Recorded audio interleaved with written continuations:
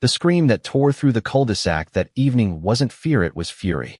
I bolted out of the garage just in time to see two men in black tactical vests, patches reading HOA enforcement stitched in bold letters, standing in my driveway.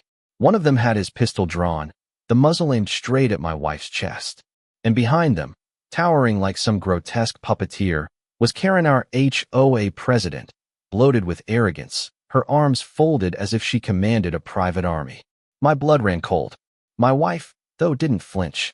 She stood tall, calm as steel, her eyes locked on the man's trembling trigger finger. What Karen and her hired thugs didn't know was that my wife wasn't just any suburban spouse. She was a Spec ops trainer, the kind of woman who'd spent a career teaching soldiers how to survive ambushes in hostile deserts. And Karen had just brought a storm to her own doorstep. I shouted, "Put the gun down." But Karen cut me off, her shrill voice rising above the chaos. "He is trespassing on HOA property. My officers have authority to remove her by force if necessary." The neighbors who had gathered gasped, some ducking behind fences, others raising their phones to record. Karen smirked, her double chin quivering as she declared, "This is our law now. Obey either face the consequences." My wife's voice sliced through the madness, calm and commanding. "You're making the biggest mistake of your life." In a blur that most people would miss, she stepped forward, twisted the man's wrist, and the gun clattered to the pavement before he could blink. The crowd gasped. With her other hand, she shoved his partner back, sending him stumbling into the hood of our truck. The pistol slid across the driveway and landed at my boots. I kicked it away, my pulse thundering. The disarmed man groaned, clutching his wrist, while Karen shrieked, her face crimson with shock. "Assault! That's assault! Arrest her!" But the tide had already turned. Neighbors rushed closer, phones high, recording every second as my wife stood over the two men, her stance firm, her breath steady, the years of training etched into every move. "You're not cops," she said, her voice booming across the cul-de-sac. "You're frauds playing dress up, and you just aimed a weapon at an unarmed woman. That's a felony." Her words rang like gunfire, impossible to ignore.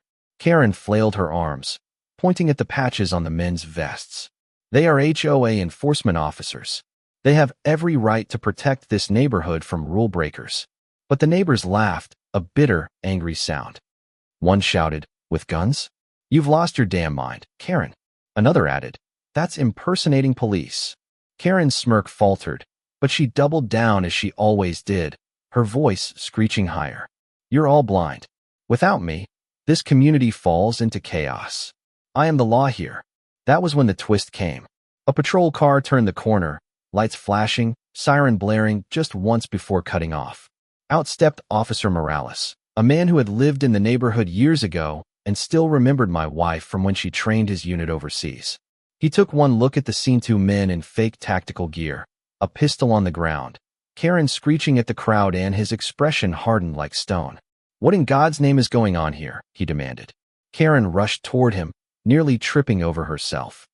"Officer, arrest them. She attacked my officers while they were performing their duties. She's a danger." Morales held up a hand, silencing her instantly. He bent, picked up the pistol with a gloved hand, examined the cheap knockoff badge sewn to the vest, and turned to the crowd. "These aren't cops," he said flatly. "They're armed impersonators." And pointing a firearm at someone. "That's attempted assault with a deadly weapon." The crowd erupted in gasps and shouts, anger boiling over. Phones zoomed in on Karen, her face dripping sweat, her words stumbling now. No, they rehired for security. The HOA authorized it. This is all legal." But Morales shook his head. "Karen, HOAs don't have armed officers. What you've done is illegal. You hired men to impersonate law enforcement, and you put this entire neighborhood at risk." The deputies who arrived moments later wasted no time. They cuffed the two men first, reading their rights as the crowd recorded. Then they turned to Karen, who tried to back away, her bulk trembling, her eyes darting like a cornered animal. "No, you can't arrest me. I'm the president. This is my community." But her protests ended in a scream as the cuffs locked around her wrists. The neighbors cheered, the sound deafening, the years of fear breaking apart in one cathartic roar. I wrapped my arm around my wife, my chest still pounding, and looked at her with awe.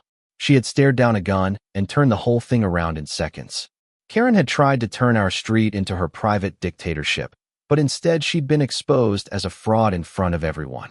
And yet, even as Karen was shoved into the back of the squad car, she shrieked, "You'll regret this. You'll all regret this. I was protecting you." But no one believed her anymore. The illusion was gone, replaced by truth, recorded on 100 phones that would soon make her downfall go viral. The weeks after Karen's arrest were unlike anything our neighborhood had ever seen. The footage of her screaming as deputies shoved her into the squad car spread like wildfire. News outlets picked it up with headlines that read, "HOA president arrested for armed impersonation," and "Fake cops terrorize suburb until Spec ops wife steps in." Overnight, Karen became the punchline of late-night talk shows and a cautionary tale on national TV. But for those of us who had lived under her rule, it wasn't funny, it was a vindication we'd prayed for. The investigation uncovered details worse than any of us imagined. Karen had siphoned HOA dues into a private fund she called security enhancements.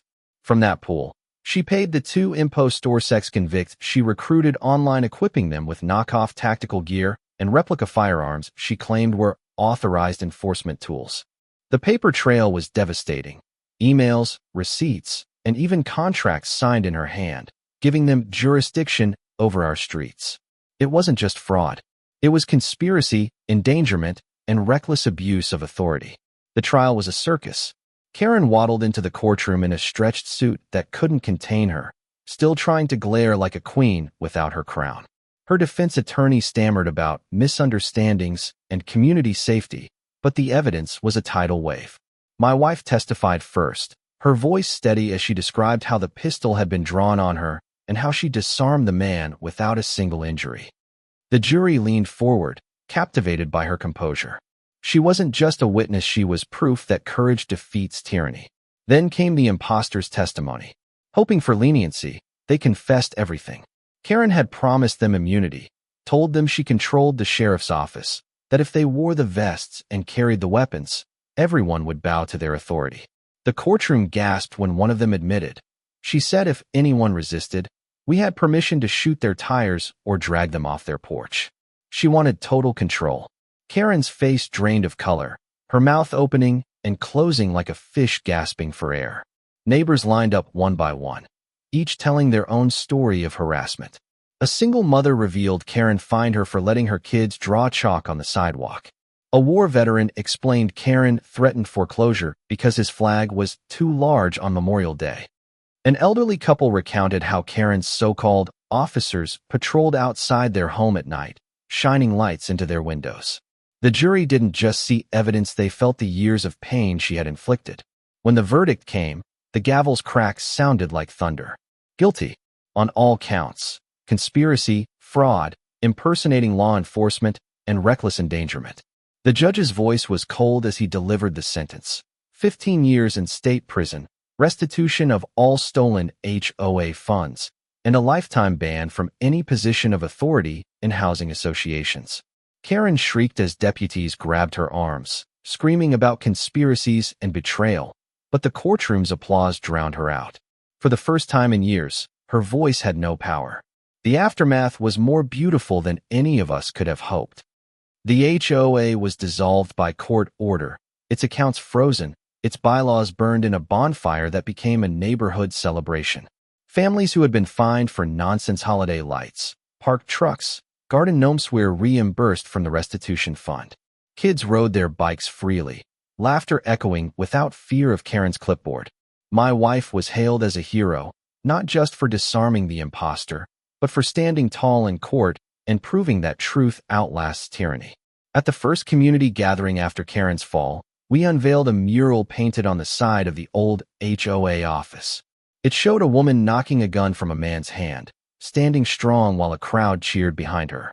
Beneath it were the words, "Power belongs to the people, not fear." The applause was thunderous, some neighbors with tears streaming down their faces. For the first time, we were united not by fear of Karen's rules, but by pride in one another. I often think back to that night in my driveway, when I saw a pistol pointed at my wife and thought my world was about to collapse. Instead, it became the spark that freed us all. Karen thought she could build an empire on intimidation, but she forgot the one truth my wife lived by. Courage is contagious. And once people see one person stand, they all find the strength to rise.